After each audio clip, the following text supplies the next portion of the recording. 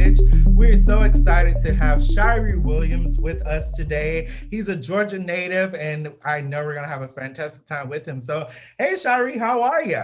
Hey, what is going on? I'm glad to be here. Thank you for having me, Anthony, Lauren, and Michael. I really appreciate it. Yes, yes. So, first, tell us your background. Like, where are you from? Where did you go to school? How did you get to where you are right now? Okay, so of course, I told you all before all this was recorded that I'm from Waycross, Georgia. So small town, country boy, had one high school, we had a Walmart, all of the great things, a strip mall, whatever. It wasn't even a mall, really. It was just a place where shops were. So J.C. Penney's, in the South they call it pennies, and belts, and all of that stuff. Goodies. I don't know if y'all remember all of that. Oh, goodies. Oh my gosh. But yeah, I'm from Waycross, Georgia, small town. I went before that, I loved music ever since my mom could remember, and ever since I could remember. I love music. I was a big musical child. I grew up in the church, singing in the church choirs.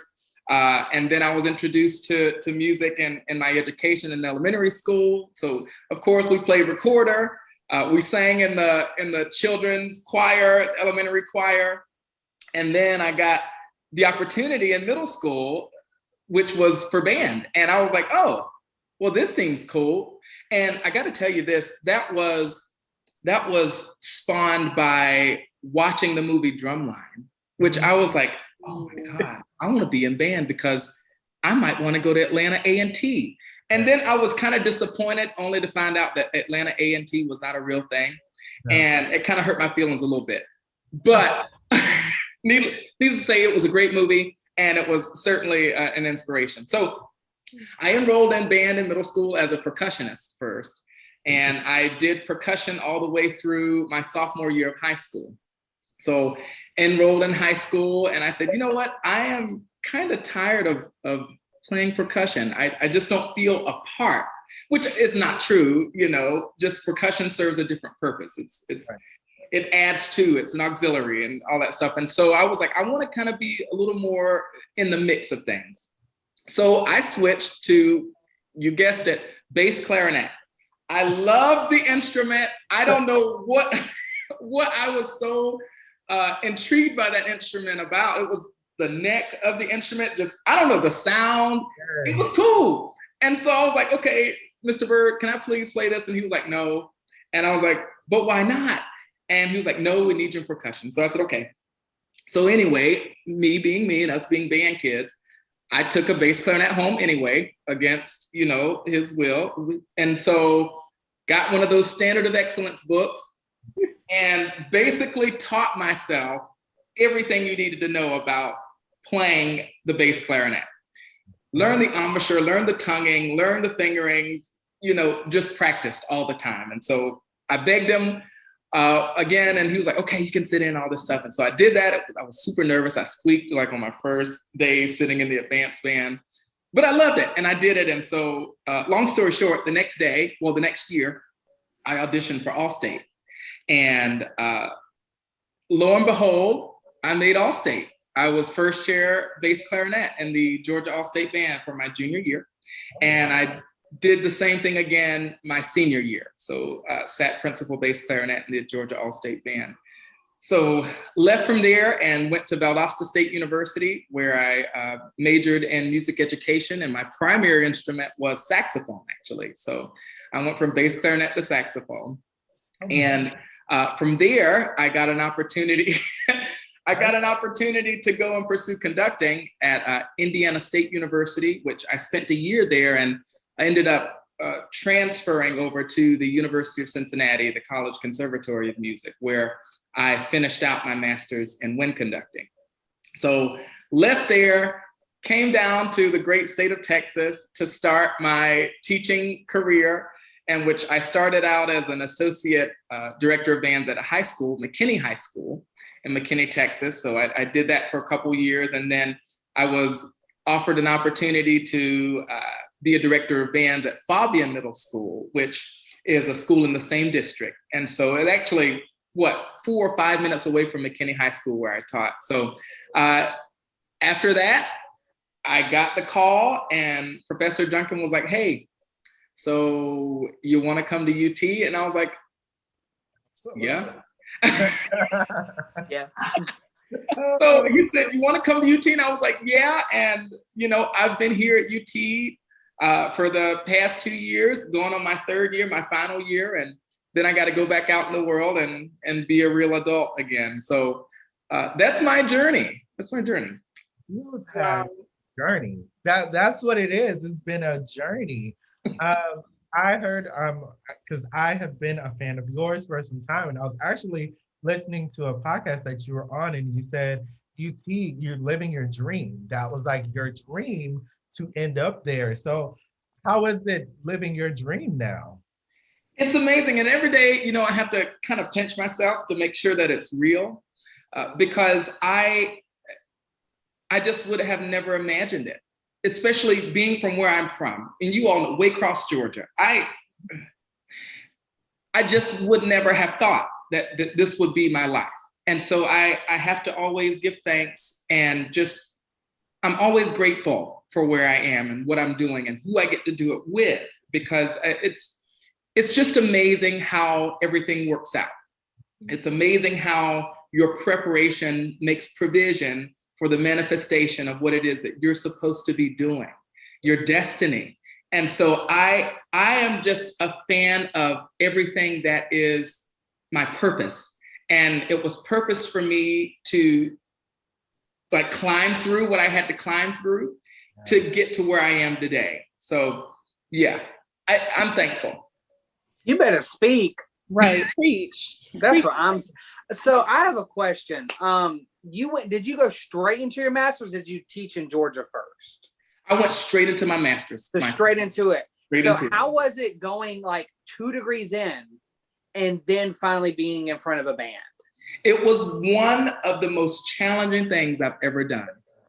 Because, you know, in college, you know, they teach you all the things you need to know, you know, but when you get out there in the real world and you're working with what is maybe your third and your fourth bands here in Texas, or your second band in Georgia, or your middle school beginning group, or your middle school beginning choir, it's just like, what am I doing? Yeah. What do I do? Oh, I have to tell you to like, A is here, clarinets, and let's put down that resonator hand, and flutes, let's try to stabilize that D flat here, and let's put our 6th finger down, maybe, you know, maybe.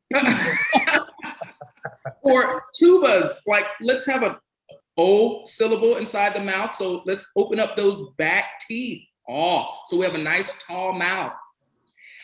I had no idea I had to do all that. All I thought was, I wish I had my baton, is pick up my hands and the art would just happen. And that was not, and that was not the case. It was not the case.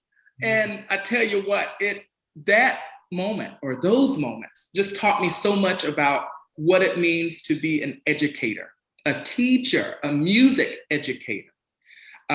You know, of course, you can get to artistry, but before you can get there, you have to know the foundation. You have to know the fundamental.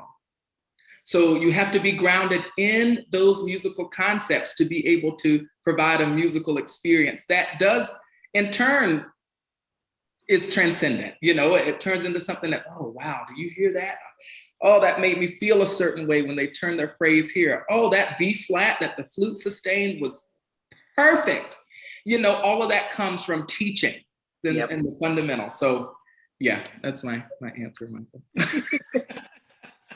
Wow. So like for me, you know, hearing, it's always when you see people who are obviously have gone through a good part of their education already, I always wonder like, you know, what are the lessons and, you know, everything that you, whenever someone asks you, like, what have you learned, you know, throughout your experience? What are the major points from everywhere you've been, the things that you've picked up and what you would want to pass on to, I guess, the future conductors out there? Oh my God, there are so many lessons. Let me just preface this. There's so many lessons that I've learned, and I'm sure that everybody has learned on this phone call. I'd say some of the top lessons for me would be number one, adaptability. Because I've picked up and I've gone to so many places and I've been under a lot of different people. I've been around a lot of different people and personalities, and it's so important to be able to adjust and to adjust quickly, to process quickly, to download quickly, so that you're able to do the best you can while you're in that particular situation. Moving from Valdosta to Indiana, it was hard. It was a challenge because I'd never been away from home. But, I got there and I had to turn on my mind to say and think that, okay, you're here. You have to do what you can while you can and make the best of this experience. So I would gather and learn and just grow and just figure out how to be in that space. And so same thing when I went over to Cincinnati, same thing when I went to teach in Dallas my first teaching job. And same thing when I came here to UT is being able to adapt, to adjust on the fly so that, nothing is dropped, nothing is left, unturned. Like, you got it. You know how to do this. You're going to learn how to do this if you don't. And we're going to move forward the best we can. So I'd say adaptability is one of them. Number two, because I wrote down some stuff here, along with that adaptability is just embracing change.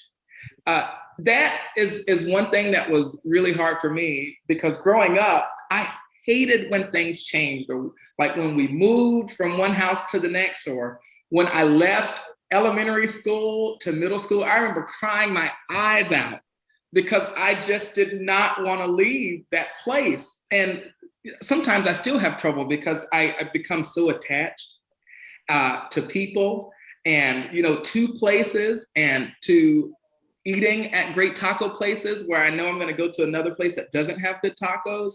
Or, I love my Whole Foods. And so it's like, if I'm going to go to a place that doesn't have a Whole Foods, I'm like, what the world am I going to do? So it's just being able to embrace that change. And again, like, adapt too is just a big part of that embrace of change. So that's another pointer that I have to say and speak on. Another one that that is near and dear to me is being vulnerable and being okay with self. That for me was hard. It was really hard. And it wasn't until a particular situation took place in my life that involved me being hospitalized, which was for a severe case of the flu. And they thought that it was meningitis at first. And so I was like, oh, well, I could die. So there's that. So when I found out it wasn't that, I was like, I have to live life every day and on purpose as if it's my last. And I'm going to do that, doggone it. I'm going to live who I am and be proud of that and be okay with that and not care what others have to say about it, because they're not living my life. I'm living my life. And so embracing me was such a huge thing. And not only just in life, but embracing what I have to offer musically. I tried so hard to be, my teachers. I tried so hard to be my colleagues that were in my studio. I tried so hard to be those people who are giants in our field, either if it was on saxophone, on bass clarinet, and conducting. I tried so hard to be them instead of being me, taking the advice from them, taking the teachings from them, taking the suggestions from them, and figuring out how I can best live in those to where it's authentically me. And I can't preach that enough, is just being okay with self, being okay with being yourself, and embracing that fully, and being okay with also making mistakes, because that's where you learn. And honestly, that's where music happens. It happens in that moment of genuine sincerity. It happens in that moment of, if you have been defeated, it comes from that place. If you have been sad, if you have lost a loved one, you know how that feels. And so you open yourself up to that emotion and you're able to ooze that feeling of loss in your music making and in your conducting and in your flute playing.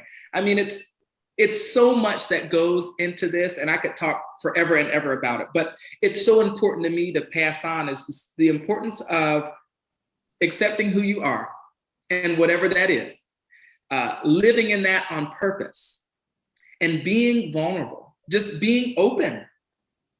And of course, people say, I don't want everybody to know my business and all that. It's not a matter of knowing your business. It's a matter of you being able to empathize. Yes. And being able to relate and being able to connect. That's what vulnerability is. It's being able to tug on all those things and connect with the people that you get to be with, that you get to stand in front of, that you get to perform along with. And so that for me is just a huge lesson that I feel is so necessary with educators now, with educators later, with educators from the past. It's so important. And my last one would be practice makes us better. So practice, do all that you can to get good at what it is you're trying to get good at, whether that is going to conducting workshops, whether that's going to flute master classes, whether that is woodshedding, in a practice room for 4 hours on a certain skill or technique, whether it is figuring out how to, be legato and in your conducting pattern, how you can connect from one beat to the next and it's seamless, how to exercise that wrist, and unlocking that hinge as something that's so vital to music. You know what I mean? That's so vital to how we move and operate as conductors. So it's that practice makes us better. And if we do it, we will indeed get better. So I've spoken forever on that. I'm so sorry. No, thank you. That I know the vulnerability one really spoke to me because there was a moment, was it junior year, Lauren, where we did GMEA orchestra? Yes. Oh, yeah. So I had Lieutenant Kiji's by Prokofiev opens with the trumpet call or whatever. And every single rehearsal, I messed it up. I was bad. It was bad. It's like it's spicy. Like it was bad. Like always. And then finally I did it on the performance. And then I did it at GMEA. But it was just like I did not want to. It was hard for me to be open with my colleagues on stage. It was hard to let them hear even the little bit of mistakes. I would get so upset because I'm like, I need to be perfect because I was given this part. No, you just need to make music with the people you're with. Yeah. And so that really spoke to me. And I remember I dove deep into like Brene Brown, all about the power of vulnerability and all this other stuff. So that, yes, please be vulnerable. It's so important, Michael, because we all have been in those situations, right? Yes.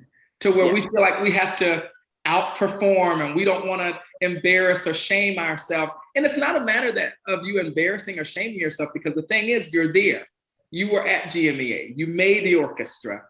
You made the chair, you made the seat, and you've prepared and you've practiced and you've done all you can. But it's sometimes those little voices that sit on our shoulders and they like to talk, some negative things inside of our ears to make us think less of ourselves than what we are and where we are. And we have to speak to those things and sometimes tell them, hey, you need to be quiet. You need to be quiet. I'm not listening to what you have to say, because what you have to say is in direct contradiction to what I actually am. And what I actually am is a great musician, is a great trumpet player, is a model citizen, is a great teacher, is a great educator.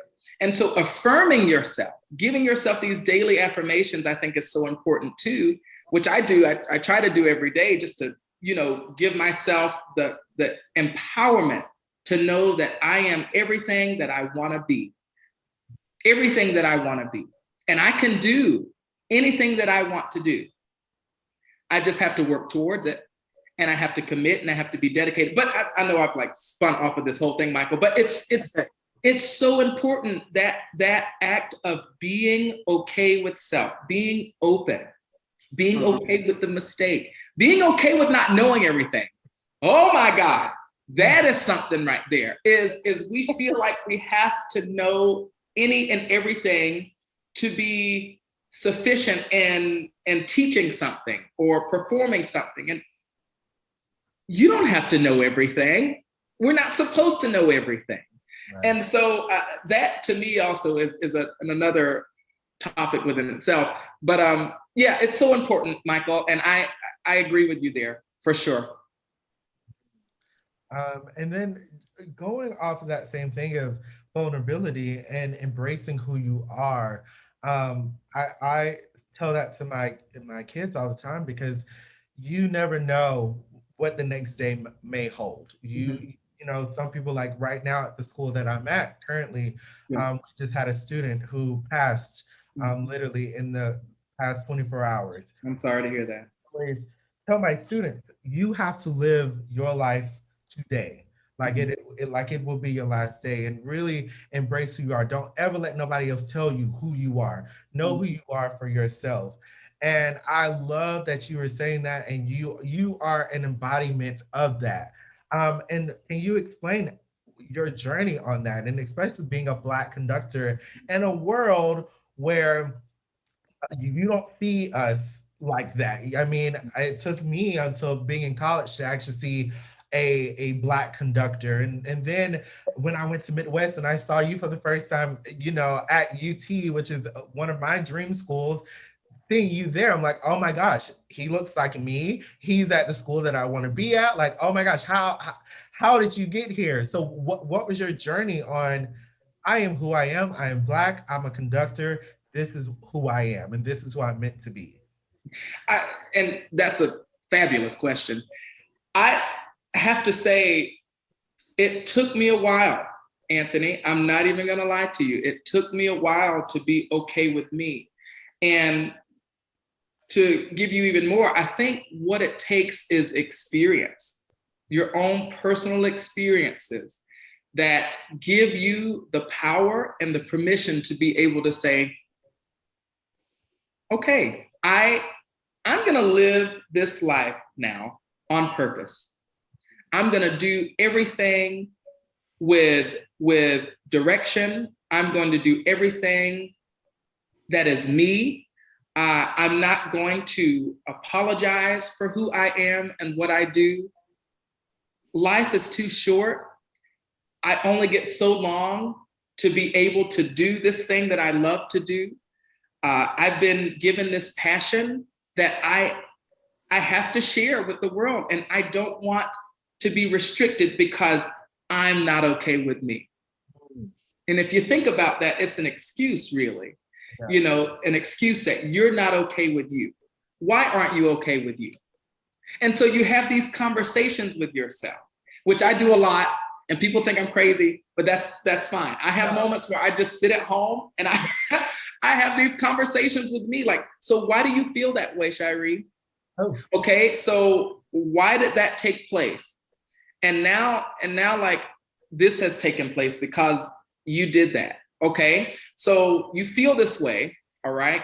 You're allowed to feel this way, Shiree, but you cannot stay there. You can visit, but you can't stay. You have to understand the lesson and everything that's taken place in your life, you know, whether it was 10 years ago, today, whatever. Yeah. Understand that each moment has a lesson, and it's teaching me something. It's teaching me more about me and how I exist and how I operate in the world. So anyway, I think a lot of just being open, being vulnerable, being okay with self comes with your own individual experiences and understanding that, you know, hey, you're a person, we're people, we're prone to error, we're prone to mistake, you know, we're prone to all of these different variables that indeed make us human. And so how can we live in this human world and be as effective and be as positively contributing to whatever it is that we're doing? So that was the first part of that question. Anthony, did not see, of course, I had a Black band director in high school, and which Mr. Bussey, Albert Bussey was his name. And I don't know if you know him, but Ware County is. Yeah, Ware County High School. Yeah. And so he's since retired, but I remember seeing him, I'm like, oh, okay, I can be a Black band director. Right. Wow, that's awesome. And I had no idea about being like an actual conductor. You know, to me, the two were separate. You know, I'd be a band director and I'll be a conductor. Yeah. But that was silly me to think that way. So anyway, I did not see a Black university conductor until I was at Valdosta State, and I got to lay my eyes on Dr. Roby George, who is the director of bands at Indiana State University. And I couldn't believe it, because I was like, oh, I can do that? What? I can do that? You know, and like even with conducting, I remember, and how I got into that was, I've been conducting, I was a drum major in high school, you know, if you want to call that conducting or time beating or whatever. But I did that in high school. And then of course I took my beginner conducting classes like we all taken in undergrad. And it was the advanced conducting class that just wrecked my life, because my teacher, Dr. Brazier, he did something, some gesture, some nuance, and we were playing along in the lab band that just astonished me.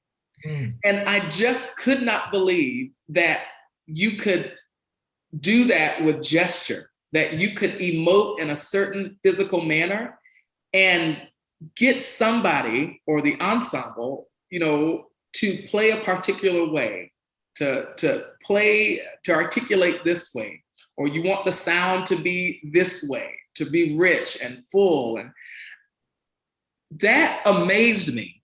And I remember asking him, I said, Dr. Brazier, like, it's amazing, first of all, that you're able to do this with just movement. I said, what are your like degrees in? And he was like, this, and I got my doctorate in conducting. I was like, what? You can do that? So that for me, I was just like, I'm going to be a conductor. I want to do that. That's where I feel like I can live. And I feel like that's where my purpose and my passion is in conducting. And so that's where it kind of all started for me, Anthony. And ever since then, it's honestly been great. It's been great. You know what? Your story and my story sounds so similar, because it's the same thing. I was a high school drum major, and that's where my love for conducting happened. It wasn't until at KSU with Dr. Keeler and just seeing the things that he did, and I was like, I ain't never seen that before. What's going on around here? What's going on? There is some witchcraft or something, because like, I mean, I always like to say the South Georgia band, or just really Georgia band directors, they all kind of conduct very similarly. And I'm like, oh, that's cute. Like, that's nice. And like, that's what in my head was like, this is conducting. And then when I saw Keeler, and I was like, that's not what I'm used to. What is this going on? And I remember asking him like, where did you go? And then he told me, I went to Michigan State, I went to UT, I got a doctorate degree. That's how you call me a doctor. And I was like, well, guess what? I'm going to be a doctor too in this degree, because that is just, I fell in love with it. I love it. And even now, even though I'm like, I have 20 people in my band, I'm like, you know what? Here's a gesture. Here we go. We're going to do it. We're yes. And so like, it's conducting is just free. It is authentic. It is just something that I can't even explain to just, it's just a love. And just to hear you talk about it, I'm just like, yes, everything that you said is yes. I completely feel that. Well, thank you. Yes. And sorry, no, Anthony, you go ahead first. That's the thing, because I talk to Lauren and Michael all the time, and I remember they asked me one time, Michael asked me, can you name some collegiate Black conductors? like Universal Black Conductors. And well, I was like, so it's very small. The pool, I mean, I could talk about HBCU conductors, of course, but if you want something other than that, that list is very, very, very small. And so I kind of made it my mission to be like, I am going to be one that start to change this ratio, because I know people of my age and people younger, just seeing that one person, like seeing you in the position that you're in, is inspiration for me and inspiration for people behind me. Is like, we can do this. We belong here. Our voices belong here. We have just as much right to music as anybody else. And so it's just so good seeing, change happening while we are still in this era that we're in. So, and it's so important that you say that. But what's so powerful, I think, Anthony and Lauren and Michael, is the ability to see.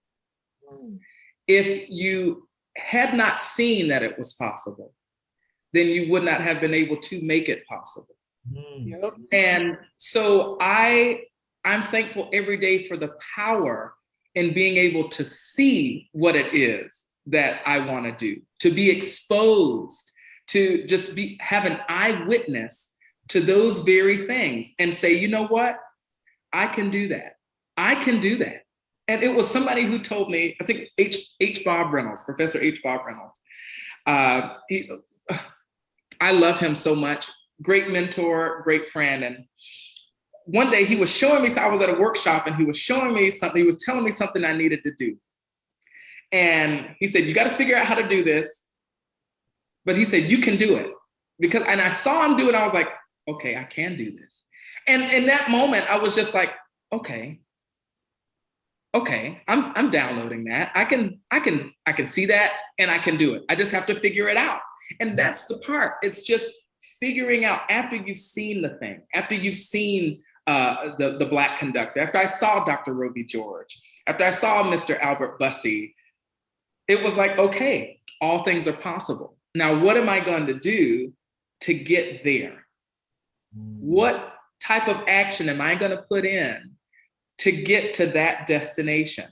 Yeah. And so for me, I think just the power, and it's so important even for our kids, those that we teach, it's so important that we expose them to these things, to diversity, to different areas within the music realm, performance, conducting, musicology, theory, just all the things that we know are possible. We need to make a thing for them too, and so again, I just can't harp enough on the importance of seeing and just being exposed, because that plants a seed, and what waters it is the work that we do to get to the thing that we've seen.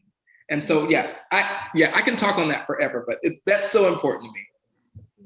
It is. Well, I mean, for me, I'm not a conductor, I'm a performer. I've always been, but during middle school and high school, my school was the same 6 through 12. So I got to stay, the same place with the same band director. And he was an African-American male. And so for me, going into a program where I already see someone of color who is already in such a major role of being director of bands at, this fine arts academy, like, for me, it showed. And I know that was something my mom commented on immediately, was like, oh, there's a Black band director, and for me, I was kind of like, that's really dope, because that's not something you see very often. Like, I was in church choir and everything. So, but to have somebody who was running a band to be up there as a POC, that showed me a lot of things of like, I want to do that. And for me, actually, in high school, we didn't have marching band because we were at fine arts school, so we didn't have those sports, but he allowed me to really set myself up for knowing if I wanted to be a music major and go on. And so he let me, be his basically assistant conductor and beginning band and do all these things, where I really thought I was going to end up being, a music educator, because the way he pushed passion into us, he always demanded our best. And he was hard. He was hard because he knew when we weren't giving everything we could. And for me, that has stayed in my mind. I'm still in touch with him, and the lessons that he taught us in a really early age is still with me. And like, as a performer, I always say, like, those people in front of us, those people who are showing us the way, are so important. You know, I know we crack jokes a little bit about conductors, and, you know, but it's just, you're so important. And the things you do, not only physically, but how you show us the music, how you interpret it, is just so important to me. And, you know, I know you value, all conductors and teachers value different parts of being educators. And I wanted to ask you, like, what is your favorite part of teaching? Oh my God, Lauren, that's a hard question, because there are so many moments that I have enjoyed and that I do enjoy. I think what's most important for me, or what I value most about teaching, are my students. Just the opportunity to be able to work with them and be a part of their journey, to be a part of their development, not just musically, but I'm talking about being a mentor and knowing how they are as themselves. Like, how are you doing? What is going on with you? You know, everything good? Like, I don't want to just be, and I would always tell myself, I don't just want to be that band director. I don't want to just be that music educator where every other part of what our job is supposed to be is obsolete. I want to be the whole educator. I want to educate the entire student. And so for me, being able to work with people is just so important to me. It's something that's so invaluable. And I stress so much to people who are going to be educators, who are aspiring educators, is love those people that sit on the other side of you. Love them and mean it. Mean that love. You know, show them, guide them, teach them, give them room to try things and to make mistakes and to ask questions. I mean, you know the line not to cross. Y'all, you know what not to cross. You know what not to do. You know, with that in mind, though, just be the best person you can for those persons that sit on the other side of you. Because you can't do what you do without them. Nope. You can't. We need people. And so when we value people as people and not just things to get us the award, to get us, you know, the honorable mention, to get us the championship, then that's when you're doing your job the right way. To me, that's when you're doing your job the right way. So Lauren, I love people. I think that's the biggest part of what I do. I love seeing the smiles on their face when they actually get a certain concept, or there's like, oh, Mr. Williams, I got it. And I'm like, good, that's so good. And just being equally as excited with them. And it's just like, oh, and, you know, maybe when they respond to something, you know, gesturally, I'm like, oh my God, did y'all see what y'all just did? They're like, what? I was like, you intuited what I was, and so they're just like, oh my God, Mr. Williams, whatever. So, you know, that to me is seeing that sparkle in their eyes, seeing that smile on their face, and just knowing that they're just as involved in this as I am is a treat. Wow. I love that. First of all, it's been a pleasure speaking with you. It really has. Pleasure. It's been a pleasure. Pleasure's all mine. Your words of wisdom for us and our listeners is just beyond anything that we could have imagined. So first of all, thank you for giving us your time and just spreading your knowledge and your wisdom to us. So thank you so much for doing this with us. Thank you. It was an honor. Thank you, Anthony, Lauren, Michael. All of you are amazing people. And I am so grateful that you gave me this opportunity to spend some time with y'all. So thank you a lot. It was all our honor, our pleasure. So thank you. It really is our honor. It really is. It really is. And so before we all leave, how can our audience find you? Because we all want to be on your journey as you continue. So how can we be a part of your crowd, your oh town? My God. go and follow you? So please, you can find me on Facebook, Shiree Williams, Shiree Williams is how you spell that. And then if you're on Instagram, I'm also on Instagram. Follow me also at Shiree Williams. I think, yeah, Shiree X Williams, maybe. And then you can also email me. If ever you need to email me, my email is ShireeWilliams1@gmail.com. So whenever you need to get in touch with me, please feel free to do so. Perfect. And we'll also have your stuff linked down below as well. So audience, I know you're clapping with us, but just thank you so much for being here. We loved it. And for our audience, thank you for listening. And we'll see you next week. Bye.